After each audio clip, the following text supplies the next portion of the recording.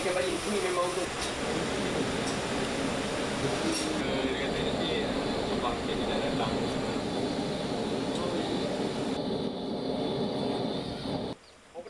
I have personally witnessed the dedication shown by Muhammad Khairi Adham Abdul Muin, 28 years old, from Kampung Selendang, Padang Tengku, Lipis, Pahang. Not many young people these days are interested in the craft of making machetes and knives. This field is usually dominated by the otai or veterans. Now, the University Selangor Unicel graduate has been running his own workshop since 2019 behind his house. He has even created his own brand of machete known as Parang Lipis. kita nak dapat yang terbaik. Lepas tu kita akan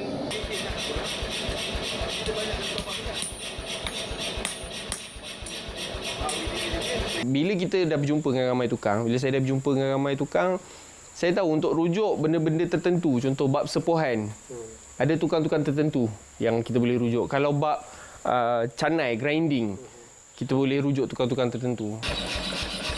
According to this native of Kuala Lipis, Pahang, it all began from his concern about being scolded by his father for losing a machete. The difficulty in finding blacksmith in his village made him think that the craft of making Malay knife, machete and weapon might disappear if no long-term effort were made to preserve it. However, Adham can now smile as his work has received the approval of the Sultan of Pahang, Al-Sultan Abdullah Riayatuddin Al-Mustafa Billah Shah. Moreover, his machetes are increasingly in demand from overseas. Orang-orang di luar negara sana dah mula menerima parang sebagai alat untuk bawa masuk ke dalam hutan. So kita nak, even parang tu sendiri ada perkataan bahasa Melayu. Additionally, the youngest of 3 siblings says his workshop can produce various types of machete reaching up to 400 blades per month with reasonable size, length and selling prices. Buyers and orders for Parang Lipis come with a warranty of up to 5 months. So far, according to Adham, many customers are satisfied with the quality of the parang they produce. In the meantime, the Parang Lipis workshop also creates job opportunities for young people in the area.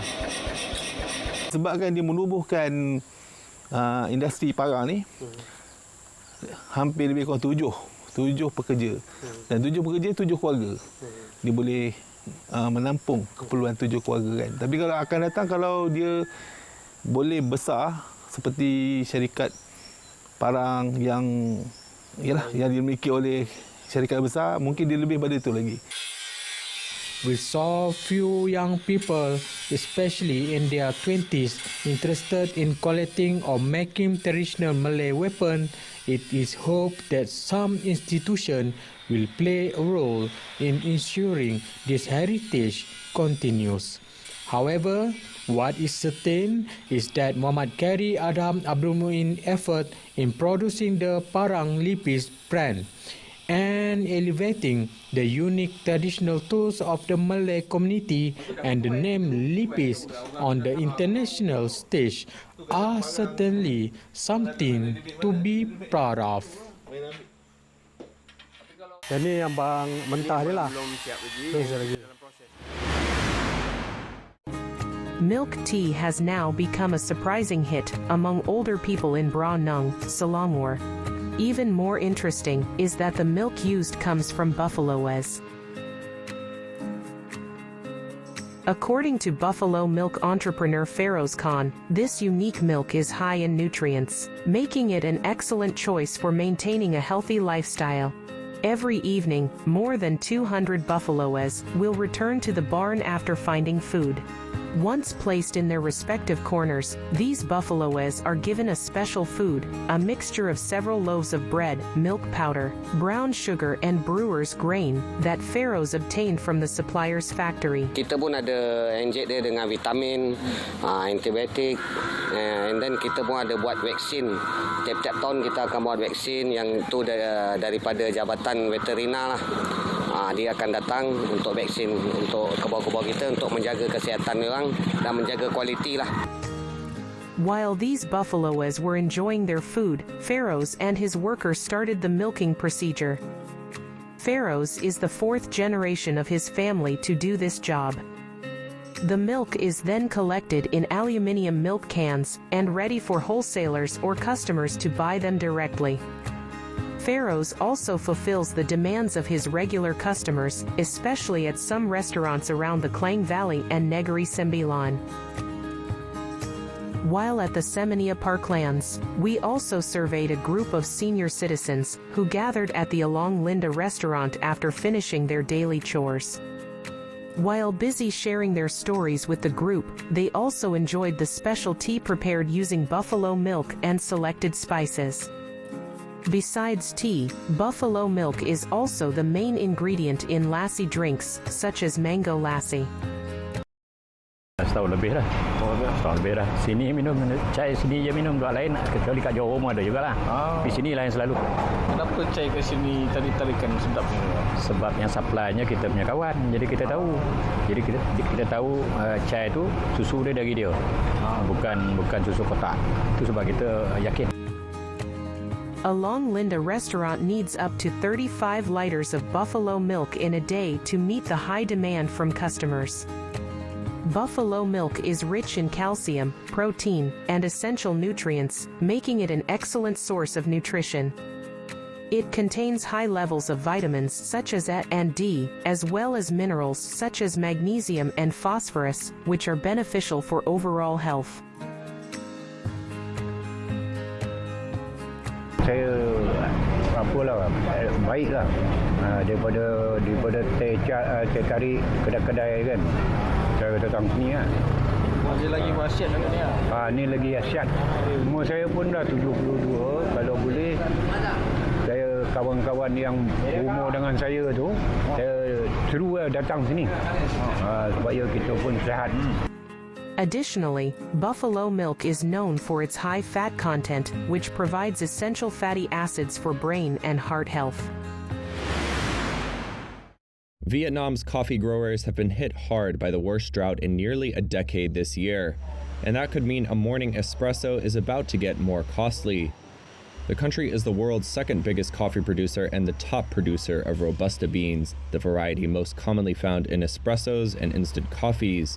Domestic forecasts for next season's harvest in Vietnam remain grim, with the nation's mercantile exchange expecting a 10 to 16% fall in output due to the extreme heat. Doan Van Tong is a 39-year-old coffee farmer from the central Gia Lai province. The drought dried up this whole area and the surrounding areas, and the water shortage is so severe that compared to last year, the harvest of coffee cherries is very low. We lost a lot of the output. It's very small, very low this year.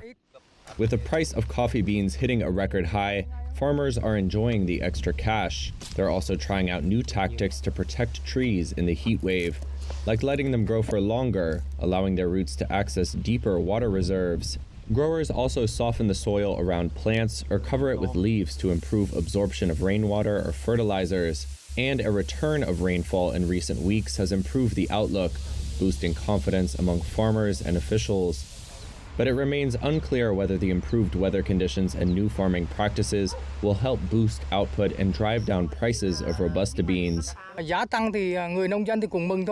farmers should be happy when the price increases, but due to this drought we are not very happy because the price increases but the output decreases. So in general, we're happy and we're sad at the same time because the climate changes erratically and we can't grasp those changes. So we are more sad than happy because the output has decreased much more compared to previous years. The United States Department of Agriculture has been far less pessimistic than domestic projections, estimating Vietnam's next harvest to be roughly steady. Whatever the impact on the harvest, coffee costs for drinkers around the world are likely to rise. While record wholesale prices have so far had a limited impact on consumer prices, there are signs that might be changing. Recent data from Eurostat showed coffee inflation up by 1.6% in the European Union in April and 2.5% in Robusta-loving Italy. That's still well below price rises from a year earlier, but it was higher than 1% in the March EU reading, a sign roasters may have started to pass their higher costs on consumers.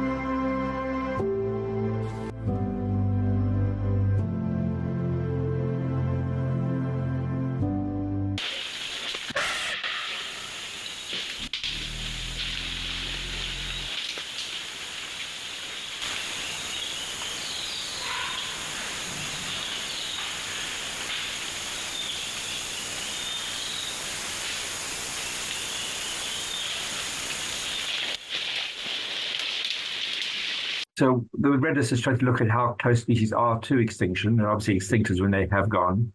The most threatened category is what we call critically endangered. That's where they have extremely high risk of extinction unless we do something about it. The next category down is endangered. That means this has a very high risk of extinction unless we take action. So 1,000 individuals, of which only 400 are mature, those are the breeding individuals. It's a small population and it could easily disappear if we just let development happen without any conservation actions.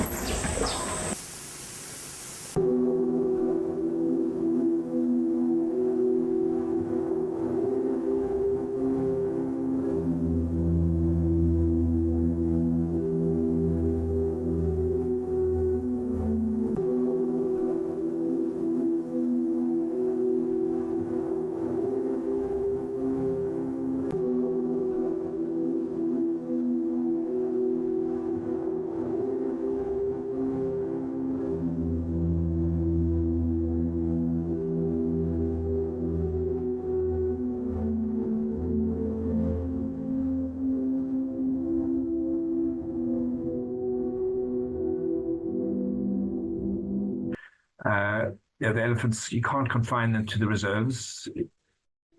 Trying to fence the reserves would be exorbitantly expensive, but also just not good for the conservation of the species. You need them to be moving between the different areas so that they're mixing, so the gene pool is constantly revitalized. If you confine them to small areas, you will have genetic problems with the elephants. So you need to have them moving. So really, in the long term, the plan there is looking at coexistence and how to create awareness in local communities about the value of the elephants and how to plan around them so that there isn't this retaliatory killing.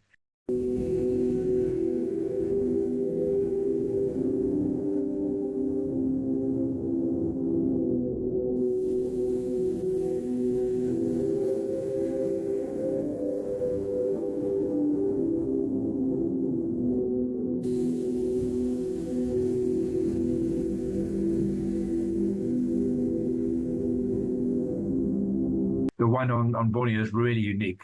It's a much smaller elephant. It has a different skull shape. The genetics are different. So there has been lots of speculation in the past.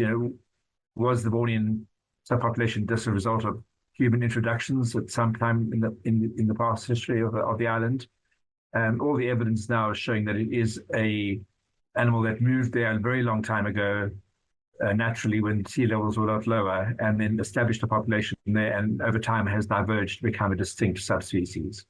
And so it's worth conserving that because it has unique evolutionary features that we don't see in other Asian elephants.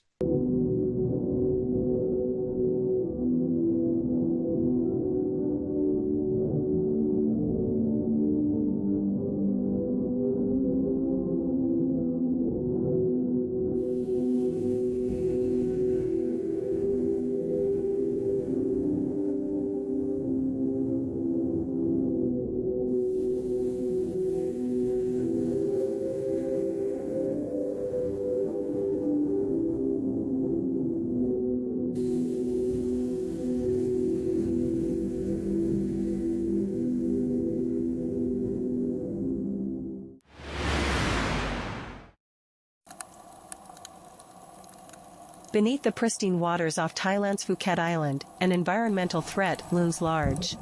Divers work to disentangle abandoned fishing gear from coral, which have trapped unsuspecting fish inside. Abandoned, lost or discarded fishing gear, also known as ghost gear, are the deadliest form of marine plastic litter. This marine waste comprises ropes, nets, lines, traps, and other fishing equipment, often made up of durable plastics. อย่างแรกเลยก็คือเราจะจดบันทึกว่าเราเจอที่ไหนวันที่เท่าไหร่นะครับผมแล้วก็เราเจอที่ความลึกกี่เมตรอุปกรณ์ประมงคืออะไรนะครับแล้วก็มันอยู่บนพื้นผิวอะไรนะครับเช่นเป็นปะการังหรือเปล่าหรือเป็นหินเป็นทรายอย่างนั้นนะครับ An estimated 1 million tons of ghost gear are lost in the ocean each year, World Wildlife Fund, WWF. Over time, they will break down into microplastics, contributing to marine plastic pollution, impacting marine creatures and humans through seafood ingestion. While there are several scuba diving groups working to remove ghost gear from reefs through cleanup missions, there is no system put in place to track the collection of the plastic litter. เรามีการเก็บกู้อวนประมงอยู่ตลอดเรามีชุมชนนักดำน้ำที่เข้มแข็งเรามีภาครัฐที่ทำงานด้านนี้อยู่เยอะใช่ไหมคะแต่ในขณะเดียวกันเนี่ยระหว่างที่เราเก็บขึ้นมาเนื่องจากมันยังไม่ได้มีการเก็บข้อมูลที่เหมือนกันในทุกๆพื้นที่บางคนเก็บขึ้นมาแล้วก็เก็บออกไปบางคนเก็บแล้วมีการชั่งน้ำหนักบางคนเก็บแล้วมีการนับชิ้นกลายเป็นว่าเรายังไม่มีมาตรฐานจริงๆอะค่ะในการมาเก็บข้อมูลเหล่านี้ The non-governmental organization is helping to coordinate lessons that teach recreational divers how to use scientific tools to help marine scientists. Off the shore of Phuket, 9-year-old Wulawalan Tharawatayanan stood out from a group of 20 amateur divers as she penned down notes intently on her clipboard. ถ้าสมมติว่าได้เก็บขยะมาก็สามารถแยกได้ว่าประเภทของมันคืออะไร The collected data is used to determine the extent of the ghost gear at a particular location and its environmental impact on the area, and could prove crucial in implementing policy and legislation in the future. Since kicking off its Marine Science Citizen Initiative (MARSCI) program in 2020, Ao Thai Marine Ecology Center (ATMEC) has trained over 100 divers to become citizen scientists and have collected enough data to publish an academic paper about the threat of ghost gear in Thai waters. พอเรามีข้อมูลเหล่านี้ค่ะองค์กรต่างๆภาคส่วนเนี่ยสามารถหยิบ raw data เอาไปใช้ต่อได้เพื่อดูว่าเราจะต้องการแก้ไขปัญหาที่ตรงไหนก่อนมันควรจะเป็นตรงนโยบายหรือมันควรจะเป็นตรงกฎหมายหรือมันควรจะเป็นตรงการจัดการ Environmental Justice Foundation (EJF) has engaged the help of around 500 local fishers to collect discarded fishing nets. Some 130 tons of used fishing gears have been collected and recycled into new products. ที่จริงจะบอกว่าการจัดการเรื่องขยะเนี่ยมันเป็นแบบเหมือนเป็นป ปัญหาที่ใหญ่มากระดับโลกระดับประเทศอะไรอย่างเงี้ยซึ่งมันคงต้องใช้หลายๆหน่วยงานเข้ามาดูแล ECF ก็เป็นส่วนหนึ่งที่เข้ามาเหมือนซัพพอร์ตในส่วนของสร้างกลไกหนึ่งเดียวค่ะในการช่วยทำให้ปัญหาของขยะที่อยู่ในธรรมชาติหรือปนเปื้อนในธรรมชาติเนี่ยมันลดลงอย่างมีรูปแบบ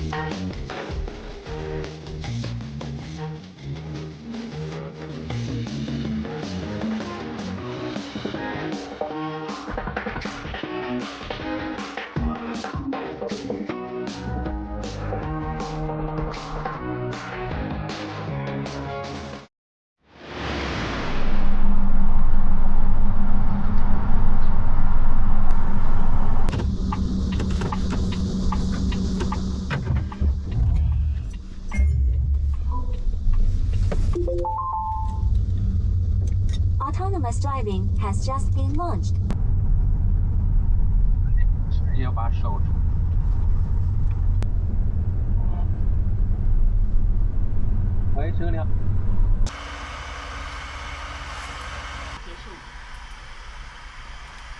In Wuhan, China, the rapid adoption of robo-taxis is testing the impact of driverless cars on employment. Baidu's Apollo Go operates 24/7 in Wuhan, serving 7.7 million residents, over half the city's population. Unlike traditional taxis, these autonomous vehicles do not have a supervising driver but rely on a service assistant for communication if issues arise. Baidu has not addressed concerns about job losses from Apollo Go. However, local taxi drivers claim that robo-taxis have taken a significant share of short-distance urban trips, affecting their earnings. Baidu plans to expand to 100 cities by 2030 and deploy 1,000 new robot access in Wuhan, aiming to break even by year-end. Economist Sun Tianchen notes that while robo-taxis and AI tutors impact certain sectors, a nationwide rollout could prompt government intervention to manage unemployment. Currently, we're not at the stage yet because things like Baidu Apollo is at a very early stage of development. It hasn't been profitable, and it has to deal with a lot of regulatory challenges. So I won't see it becoming a real threat in the probably next 5 to 10 years. But assuming that comes true, I think we can think about two things. The first thing is that actually the bottom line for the government is social stability, which means that rising unemployment as a result won't be acceptable. Meanwhile, at a major Beijing driving school, AI has replaced many human instructors. Since automating instruction in 2019, Eastern Pioneer Driving School has reduced its teaching staff by half, with 80% of students now opting for AI instructors. The school's high-tech control center monitors 610 cars equipped with AI, providing real-time feedback. Students also train using VR simulators before driving AI-equipped cars. As China leads in autonomous driving, it invests heavily in these technologies, with recent approvals for advanced driver assistance systems and draft regulations for autonomous vehicles. 让学员呢从初期的在 VR 上训练，从基础驾驶、场地驾驶、道路驾驶，包括安全防御驾驶，结合后期的 AI 训练，也 AI 车，把整个的这个训练呢形成了一个体系。自从我们这个使用这种训练模式以后，训练的标准化、统一化的这个大幅的提升，而且呢，就是在这个训练过程中，学员的感受也好，或者体验也好，包括我们自己的这种合格率的提升，还有成本的下降，都有一个大的一个好的前景。China's focus on innovation, as emphasized by the president, is evident in these advancements. The government is balancing the push for technological progress with potential job threats, as the sector evolves from speculative to tangible economic impacts. Some predicts that Baidu's Apollo Go might pose a significant threat in 5 to 10 years. The challenge for central and local governments will be managing this transition, ensuring that innovation does not come at an unsustainable cost to workers and the broader economy.